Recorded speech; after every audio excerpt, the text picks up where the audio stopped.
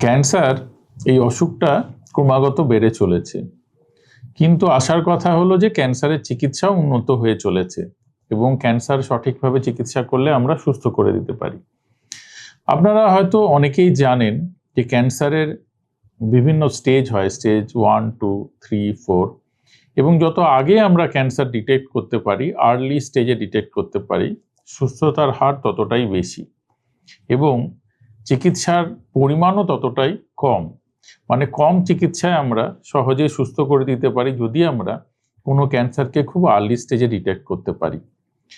কিন্তু cancer early stage detect করার জন্য আপনাদের মানে সাধারণ মানুষের একটু সচেতনতা প্রয়োজন।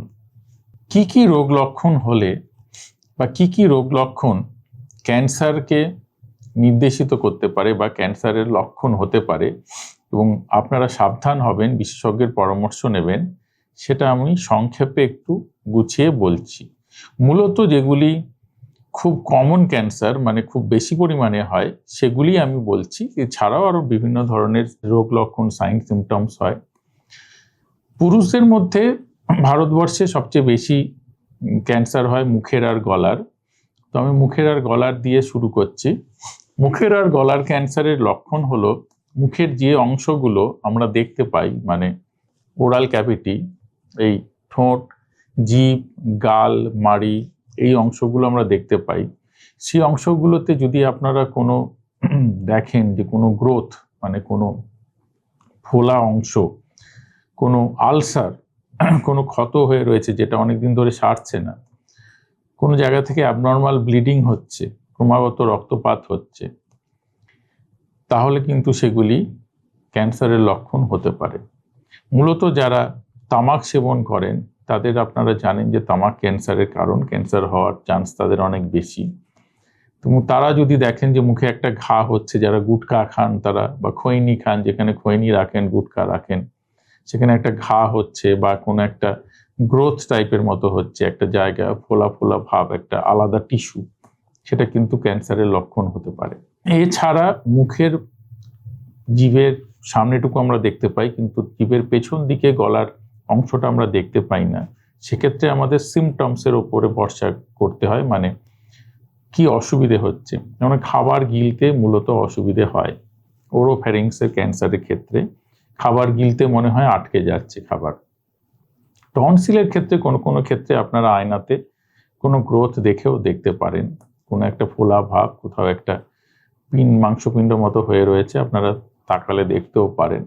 কিন্তু মূলত ওরোফ্যারিংসের ক্ষেত্রে খাবার গিলতে অসুবিধে হয়, খাবার গেলার একটা সমস্যা হয়। আওয়াজ খারাপ হয়ে যায় ল্যারিংস ক্যান্সারের ক্ষেত্রে, হঠাৎ করে গলা বসে যায় এবং সেটা সহজে ঠিক হয় না। এছাড়া শ্বাসকষ্ট হতে পারে কিছু কিছু ক্ষেত্রে। এগুলি মূলত মুখ আর গলার ক্যান্সারের কারণ। নাকের পেছনে নেজোফেরিংস বলে একটা জায়গা থাকে, সেখানে খুব ক্যান্সার খুব বেশি পরিমাণে হয় এবং সেটা মূলত কম বয়সীদেরও হয়। সেক্ষেত্রে কিন্তু গলায় কোনো গাঁট বা গুটলি আছে। মুখের গলার যে কোনো ক্যান্সারেই গলায় কোনো গাঁট বা গুটলি টাইপের, যাকে আমরা লিম্ফ নোড বলি। আপনারা জানেন অনেক সময় বাচ্চাদের ছোটবেলায় ইনফেকশন হলে লিম্ফ নোড ফুলে যায়, আমরা যাকে সাধারণ ভাষায় গ্ল্যান্ড ফুলে যাওয়া বলি। তো তেমনি লিম্ফ নোড ফুলে যেতে পারে গলায়। নেজোফেরিংস ক্যান্সারে মূলত গলায় লিম্ফ নোডটা আগে ফোলে। এছাড়া নাক বন্ধ হয়ে যাওয়া, নিঃশ্বাস নিতে অসুবিধে হওয়া, নাক দিয়ে রক্ত পড়া, গলার আওয়াজটা হঠাৎ নাকি নাকি সুরে হয়ে যাওয়া, এগুলি কিন্তু লক্ষণ হতে পারে। এরপরে আমি আসছি আর একটা খুব কমন ক্যান্সার, লাং ক্যান্সার বা ফুসফুসের ক্যান্সার।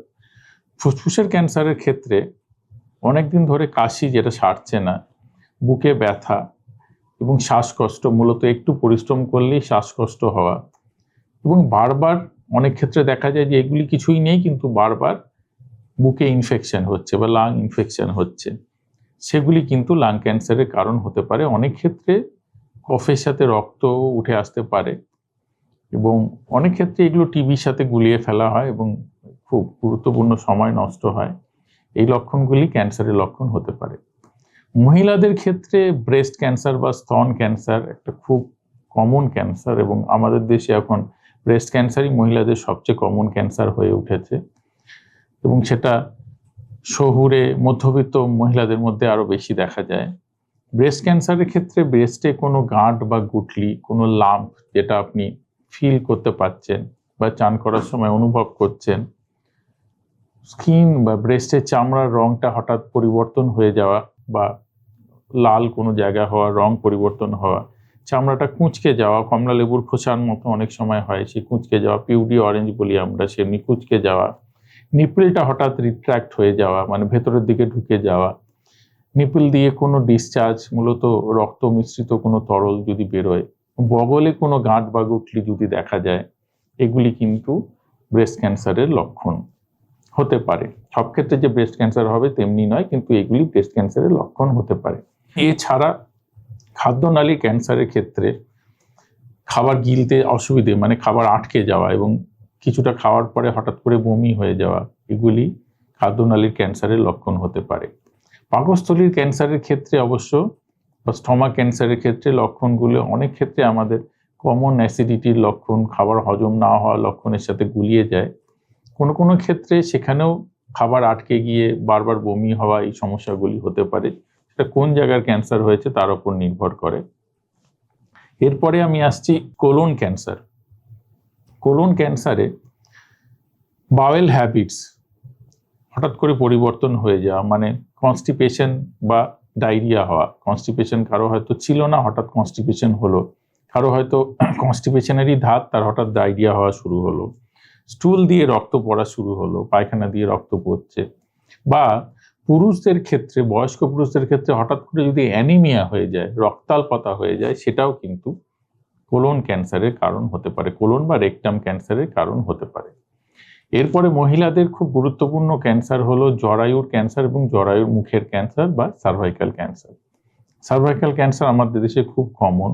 সার্ভাইকাল ক্যান্সারের ক্ষেত্রে ভ্যাজাইনাল ডিসচার্জ, মানে সাদা স্রাব, দুর্গন্ধযুক্ত সাদা স্রাব, রক্ত পড়া, অনিয়মিত মাসিক হওয়া, দুটো মাসিকের মাঝখানে রক্তপাত হওয়া এবং যৌন মিলনের পরে রক্তপাত হওয়া বা পোস্ট কয়েক্টাল ব্লিডিং বলি আমরা, সেই ব্লিডিং হওয়া, অতিরিক্ত পরিমাণে রক্তপাত হওয়া। এবং মনে রাখবেন, পোস্ট মেনোপজাল ব্লিডিং, মানে মেনোপজ হয়ে যাওয়ার পরে যদি কারো ব্লিডিং হয়, সেটা যত সামান্যই হোক না কেন, এক ফোঁটা ব্লিডিং হলেও সেটা কিন্তু একটা অ্যালার্মিং সাইন এবং বিশেষজ্ঞ ডাক্তারবাবুর পরামর্শ নেওয়া উচিত। এছাড়া পুরুষদের ক্ষেত্রে খুব কমন ক্যান্সার হলো প্রস্টেট ক্যান্সার, যেটা বয়স্ক পুরুষ মানুষদের ক্ষেত্রে খুব বেশি পরিমাণে দেখা যায়। প্রস্টেট ক্যান্সারের ক্ষেত্রে প্রস্রাব ধরে রাখতে না পাওয়া, ঘন ঘন প্রস্রাব পাওয়া এবং প্রস্রাব করার পরেও ফিলিং হওয়া, মনে হওয়া যে প্রস্রাব ক্লিয়ার হলো না, বা তারপরও ড্রিবলিং হওয়া, ফোঁটা ফোঁটা প্রস্রাব করা, রাতে বারবার প্রস্রাব করতে উঠতে হয়, এই সমস্যাগুলো হয়। এই সমস্যাগুলোর সাথে অনেক সময় প্রস্রাব বন্ধও হয়ে যেতে পারে এবং অনেক ক্ষেত্রে খুব অ্যাডভান্স প্রস্টেট ক্যান্সারের ক্ষেত্রে হাড়ে ব্যথা, কোনো জায়গায় ব্যথাও প্রস্টেট ক্যান্সারের লক্ষণ হতে পারে। ইউরিনারি ব্লাডার বা মূত্রথলির ক্যান্সারের ক্ষেত্রে রক্ত আসা, প্রস্রাবে রক্ত আসা, সেটা মূত্রথলির ক্যান্সারের লক্ষণ কিন্তু হতে পারে। এছাড়া মহিলাদের ওভারিয়ান ক্যান্সারের ক্ষেত্রে বা ডিম্বাশয়ের ক্যান্সারের ক্ষেত্রে একটু ভেগ সিমটমস হয়, মূলত হজমের সমস্যা হওয়া, পেট ফুলে যাওয়া, ব্লোটিং হওয়া এবং কিছু ক্ষেত্রে মাসিকের ওই অনিয়মিত হওয়া, সেটাও হতে পারে। এগুলি মূলত ওভারিয়ান ক্যান্সারের লক্ষণ হতে পারে। এছাড়া শরীরের কোথাও কোনো ফোলা ভাব, কোনো গাঁট, কোনো গুটলি, কোনো লাম্প, সেটা যেখানেই হোক না কেন, হাতে পায়ে হতে পারে, শরীরের যে কোনো জায়গায় হতে পারে, কোনো লাম্প বা ফোলা ভাব সেটা যদি ক্রমাগত বাড়তে থাকে, তাহলে সেটা কিন্তু একটা ক্যান্সারের লক্ষণ বা সেখান থেকে কোনো ধরনের ক্যান্সার হওয়ার একটা সম্ভাবনা রয়েছে। তো এগুলি মোটামুটি বড় বড় যে ক্যান্সার, যেগুলি বেশি পরিমাণে আমরা পাই, তার রোগ লক্ষণ সম্পর্কে আপনাদের জানালাম। এছাড়াও আরো বিভিন্ন ধরনের ক্যান্সার হয়, তার বিভিন্ন লক্ষণ রয়েছে। হ্যাঁ, একটা জিনিস বলতে ভুলে গিয়েছি, যে হাড়েও যদি কোনো গ্রোথ বা ফোলা ভাব দেখেন, শরীরের কোনো হাড়ে হঠাৎ করে একটা টিউমার মতো, ফোলা মতো কোনো ভাব দেখেন, সেটাও ক্যান্সারের লক্ষণ হতে পারে, হাড়ের ক্যান্সারের লক্ষণ হতে পারে। এছাড়া মনে রাখবেন, যে কোনো জায়গায় অস্বাভাবিক রক্তপাত কোনো জায়গা থেকে যদি হয়, যে কোনো অস্বাভাবিক রক্তপাত শরীরের যে কোনো জায়গা থেকে, সেটা মুখ দিয়ে হতে পারে, বমির সাথে হতে পারে, কাশির সাথে হতে পারে, প্রস্রাবের সাথে হতে পারে, বা মাসিকের মতো অনিয়মিত ভ্যাজাইনাল ব্লিডিং হতে পারে, সেই রক্তপাত কিন্তু ক্যান্সারের লক্ষণ হতে পারে। এগুলি মূলত বড় বড় যেগুলি খুব কমন ক্যান্সার তার রোগ লক্ষণ। এছাড়াও আরো ছোট ছোট অনেক ধরনের লক্ষণ হয় আরো বিভিন্ন ধরনের ক্যান্সারের ক্ষেত্রে। সবগুলি আমি বললাম না, পরে হয়তো সময় সুযোগ পেলে আমি আবার পরবর্তী ভিডিওতে আরো ডিটেলসে থরলি এগুলো ডিসকাস করব। নমস্কার, আমি ক্যান্সার বিশেষজ্ঞ ডাক্তার সায়ন পাল। আপনাদের সবার সুবিধার্থে ক্যান্সারের রোগ লক্ষণগুলি জানালাম।